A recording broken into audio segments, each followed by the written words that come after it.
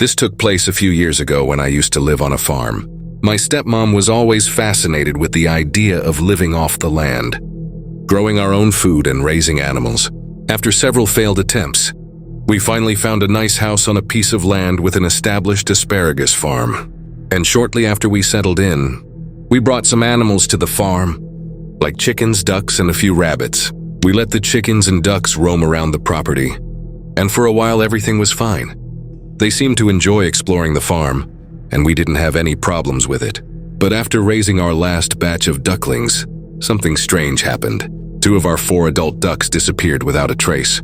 There were no feathers, no signs of a struggle, just gone as if they had vanished into thin air. Even though we live in the countryside, we could still see our neighbors. And at the very back of our property, there was a creek that connected to the state river. So for a while, we thought the ducks might have just wandered off. But one evening as it started to rain, we rushed outside to make sure all the animals were safely in their shelters. As we were checking on the animals, my stepmom and I heard a duck in the woods. We ran across the property about an acre or so to see if it was our missing ducks.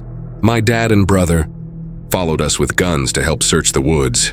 While we looked along the tree line, they went off toward the creek and told me to whistle if I spotted anything. I headed up the side of the property, checking behind the old barn to see if I could find any signs of the ducks. The area was quiet, and the woods felt a bit creepy in the fading light. As I made my way back to where we had split up, my stepmom came out of the woods looking concerned. Just so as you know, the creek at the back of our property split off into a small stream that ran up along the side of the land, making it easy for animals to wander off without us noticing. As we were facing the stream, we heard several whistles coming from the woods in front of us. We thought it was my brother, so we started looking for him, trying not to scare any ducks that might be nearby. After about 30 seconds, my dad and brother came running out of the woods from the opposite direction, asking why we were whistling. My stepmom and I were confused and said it wasn't us. We told my dad and brother that we thought the whistling was coming from my brother. We all agree that none of us had done it, and that we were with other people who could confirm where we were. Just to clarify, the whistling came from right in front of us, but there was no sign of anyone there. We didn't see any movement, or hear any other sounds, only the whistling, which happened several times. A similar story happened about a week after the whistling incident. I wasn't there, but my brother and sister were. It was around 8 at night, but since it was summer, it was still light outside. A bad storm was approaching, and my brother and sister were watching the sky get darker and turn gray. They looked toward the back of our yard, about an acre away, and saw a man crouched down, dressed in all white. My brother, being who he is, fired a shot toward the sky after telling him to leave several times, and then watched him run away. My sister said she saw the man standing behind the fence post before my brother noticed him. She only told my brother about it when the man moved, and she could clearly see that it was a person. After talking to my sister more about what really happened, she said the man had an unusual glow around him, which is why they notice him in the dark woods. I'm not sure if this story is connected to the whistling, but my parents definitely didn't want us going into the woods anymore. 5 years ago, when I was around 26, I decided to travel the world. I had just finished college, which left me with debt and struggling to find any job, even ones I was overqualified for. I was feeling depressed and lonely in my small town in Washington, too. To escape, I decided to travel. A friend from high school suggested that I try woofing and volunteering to travel cheaply, so I gave it a shot. The way it works is pretty simple. You work about 25 hours a week on a farm, and in return you get food and a place to stay. The cool thing is that there's a big community of travelers doing the same thing, so it's easy to make new friends.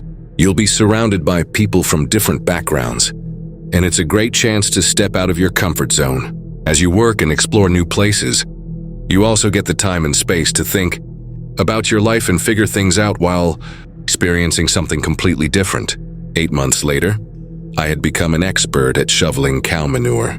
I started in Washington, then moved to Oregon, and finally went down to California. In California, I managed to save some extra money by doing side jobs for cash. And with that money, I had to decide where to go next. The thrill of being able to buy a ticket to almost anywhere in the world was overwhelming. Following the advice of my free-spirited volunteering partner, I picked a destination at random. I went to a randomizer website and clicked on the country button. It chose Georgia. I had almost no idea where it was or what it was like, but that made it even more exciting and adventurous.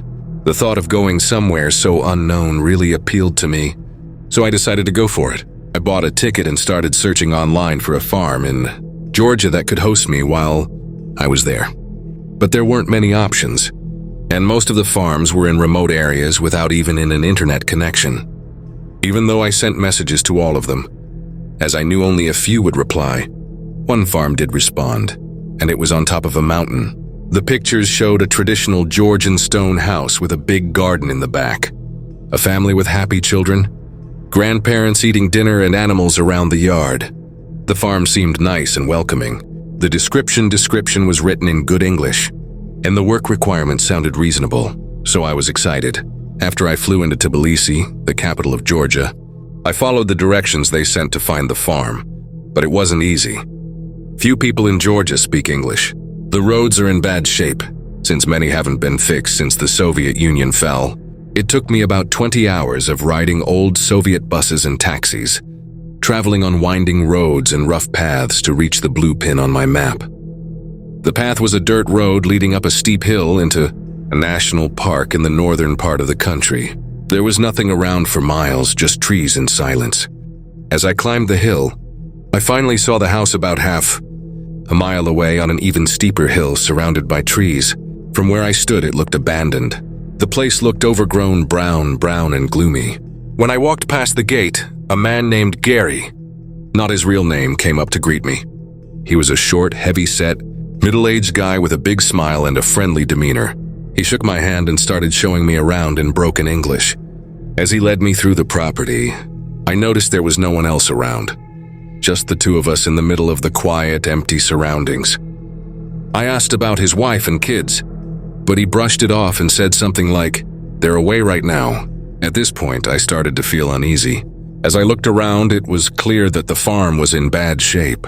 Apple trees and crops were dying. The roof of the small barn had caved in, and the house was full of trash and smelled like mold. It was clear that Gary was having a tough time, but I wasn't ready to just turn around and leave, in the middle of nowhere without any plans, and especially after not sleeping for the past 36 hours. Also, it was evening, and after Gary gave me a good meal and tried his best to chat with me in English, he showed me to my room on the second floor, and I went to sleep. I was so exhausted and stressed that I fell asleep almost immediately. I would have slept for 10 hours if I hadn't been woken up by a strange noise in the middle of the night. It sounded like something heavy and metallic was being dragged across the wooden floor, making a dragging sound that echoed through the quiet house. In my groggy, half-asleep state, I listened to the noise for a few minutes, trying to figure out what it was. After a while, when the noise stopped, I shrugged it off and went back to sleep. The morning, Gary, now sober but looking grumpy, asked me to fix some of the windows and doors in the house, while he went to a nearby village to get some parts. I started feeling uneasy again. Something didn't feel right. He avoided making eye contact and was vague about his plans. The lack of cell reception and internet made me feel even more isolated and unsure. Once Gary was gone, I started looking around the house to get a sense of the place. It became clear that it was barely lived in, and it felt like one of those abandoned houses. There was broken furniture, old newspapers, old photos scattered on the floor, and a shattered mirror. I took out my phone and checked the listing again. The photos didn't match the backyard, garden, or walls of the house I was in. Gary wasn't in any of them, and it felt like a completely different house. At this point, I'm in full-blown panic. I pack my things and start to leave when I notice 3 men walking up the first hill. With no other paths available, I decide to go behind the house and scramble down the steep hill into the forest. Once I feel a bit safer, I stop and listen carefully. I can hear the men inside the house, and they're clearly looking for me. Terrified of making any noise, I couch down and hide behind a thick bush, trying to stay as still as possible. I don't know how long I wait, but their voices and footsteps keep getting closer and more persistent. At some point, I hear the men leave. I count to a large number to make sure they're gone, and then head back to the house in Path. Once I find it's all clear, I get out of there. I've never run so fast. But I'm still in the middle of nowhere with no cars or public transport. Then I finally reach a paved road and start walking in the direction I remember coming from. Hours pass and finally a car drives by and stops. Now, if it was a horror movie, this would have been Gary and his friends. But it turns out to be a really nice family who gives me a ride to town. The listing for the farm disappeared from the website a few days after I left, and I haven't heard from Gary since. And when people hear this story, some laugh and say, Gary and his friends were probably just coming over for a chat. But I trust my gut feeling. Something was really off about them. I used to live with my aunt-uncle, and older siblings in a remote area far from other houses. Our home was surrounded by a large pasture with nothing else around. On our property, there was an old abandoned cabin that we owned but never used. My uncle loved to tell me stories about our land. He would talk about the people who lived there long before us.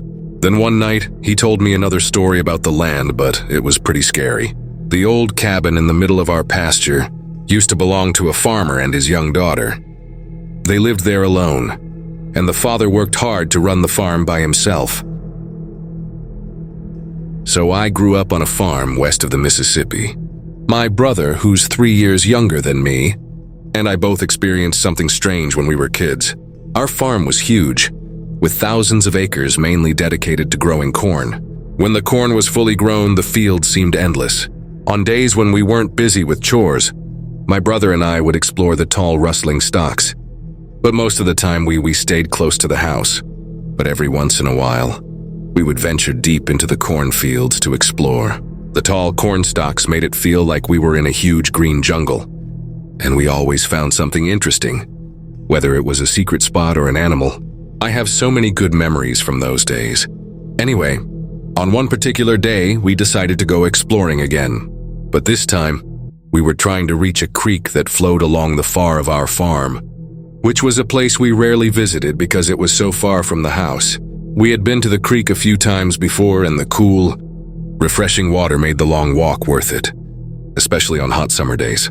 As we got closer, we were just walking and chatting when, out of nowhere, we stepped out of the thick corn into a clearing. This open space was about 40 or 50 feet wide, surrounded by tall corn on all sides. It felt strange because clearings like this weren't supposed to be in the middle of a cornfield. It didn't make any sense to have such a perfectly clear area in the middle of the cornfield, especially since we had never seen anything like it on our farm before. When we stepped to the edge of the clearing, we saw about 10 men inside. They stopped whatever they were doing the moment they noticed us. Everything went silent and they all just stared at us with wide eyes, looking shocked and worried, as if they were caught doing something they shouldn't have been doing. In the few seconds that my brother and I stared in shock, I noticed a few details. The men were all white and appeared to be in their 40s or 50s. They looked like office workers, not people who would typically be on a farm. They were dressed in neat non-farm clothes like button-up shirts and slacks. There were several large pieces of electronic equipment set up on the cleared dirt. They were bulky and looked like they could be folded up into big carrying cases, similar to how band equipment is packed for quick transport. The equipment was arranged in a way that made the clearing look more like a makeshift workspace than a regular part of the farm. Then one of the men reached out his hand and took a step toward us like he was about to say something. His expression was a mix of surprise and concern. Seeing that, my brother and I didn't wait to see what would happen next. We turned and ran as fast as we could, sprinting back through the cornfields and all the way to the house. We didn't say anything to each other during the run. We were both too scared and unsure of what we had just seen. We felt a strong sense that something was very wrong and didn't want to stay and find out what. When we got back to the house, we wanted to tell our parents about what happened, but our mom was in town, and our dad was busy helping our neighbor. When Dad came home a couple of hours later, we met him at the end of the driveway. After listening to us talk excitedly and a bit hysterically about what we had seen, he decided to come back with us to check it out.